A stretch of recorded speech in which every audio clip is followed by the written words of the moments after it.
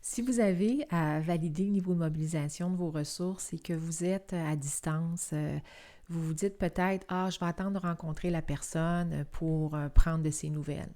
Je veux vous partager 4 super questions qu'on peut utiliser autant quand on est en présence de quelqu'un qu'on est à distance. Ces questions-là visent essentiellement à voir comment ça se passe pour la personne, quel est son niveau d'engagement et c'est le genre de choses à valider si on veut éviter que les gens, par exemple, perdent la foi et considèrent d'aller travailler ailleurs. Donc, la première question quand on rencontre les gens, c'est d'abord de demander la question suivante. Comment ça se passe pour toi en ce moment? OK? Généralement, ça nous donne un peu la température de l'eau sur comment effectivement ça se passe pour la personne.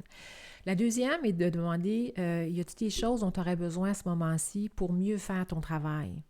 En posant cette question-là, bien, vous êtes à même de savoir s'il y a des choses techniques qui manquent à la personne, quelque chose par rapport à son équipement technologique, par exemple, ou l'organisation du travail. Des fois, de faire un petit ajustement, ça peut être très valable pour éviter qu'il y ait une irritation qui se développe. La troisième question serait de demander, dans la mesure du possible, de quoi tu as besoin pour que ça se passe encore mieux pour toi. OK? Donc, en demandant cette question-là, on se stretch un peu et la personne va probablement nous nommer des choses qui l'aideraient à être encore meilleure.